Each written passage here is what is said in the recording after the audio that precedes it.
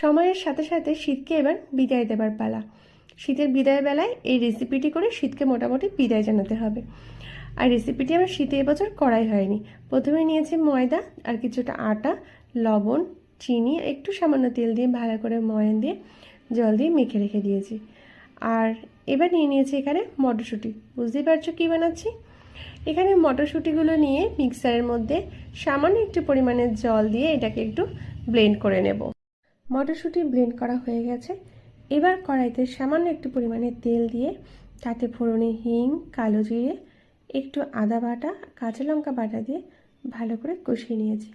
কষানো হয়ে গেলে ওই মটরশুঁটি বাটাটা দিয়ে আবারও ভালো করে কষিয়ে নেব যাতে শুকনো শুকনো হয়ে যায় ততক্ষণ পর্যন্ত।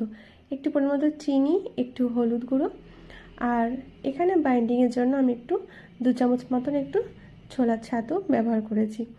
সামান্য একটু লবণ দিয়ে নিয়েছি। আর এইভাবে যখন কড়াই থেকে এপাশ ওপাশ ঘুরে যাবে তখন বুঝতে হবে পুরটা পুরো রেডি হয়ে গেছে।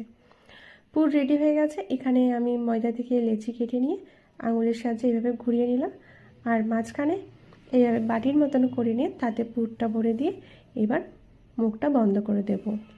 মুখটা ভালো করে বন্ধ করে দিচ্ছি যাতে পুরটা বেলার সময় যাতে বেরিয়ে না পড়ে। এবার আমি এখানে একটু ময়দা গুঁড়ি দিয়ে এটাকে বেলে নিচ্ছি। আর আজকে আমি বানাচ্ছি মটরশুঁটির কিন্তু কচুরি নয়, মটরশুঁটির পরোটা। সামান্য একটু তেল দিয়ে এপিঠ ওপিঠ ভালো করে লাল লাল করে ভেজে নিলেই তৈরি হয়ে গেছে আমাদের মটরশুঁটির পরোটা। চলো সাথে একটু আলুর দমটাও শেয়ার করে নিই তোমাদের সাথে। প্রথমে আলুগুলোকে একটু লবণ দিয়ে জল দিয়ে সেদ্ধ বসিয়ে দিয়েছি। আলু সেদ্ধ হয়ে গেলে কড়াইতে তেল দিয়ে তাতে পেঁয়াজ কুচি, একটু লবণ, হলুদ, সামান্য একটু চিনি দিলাম যাতে কালারটা আসে সেই কারণে। এবার টমেটো, আদা, একটু রসুন আর কাঁচা লঙ্কা বাটা, জিরে গুঁড়ো দিয়ে ভালো করে কষিয়ে সামান্য একটু কাশ্মীরি লঙ্কা গুঁড়ো দিয়েছি কালারের জন্য।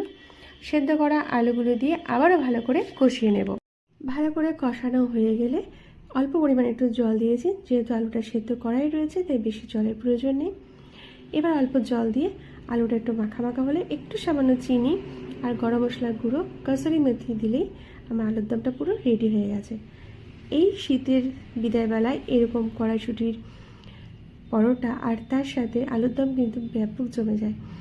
আর তোমরা রেসিপিটি অবশ্যই একবার ট্রাই করো। কচুরিতে অনেক খেয়েছো, পরোটা একবার ট্রাই করো, কেমন লাগে দেখো। কেমন লাগলে অবশ্যই কিন্তু জানাবে।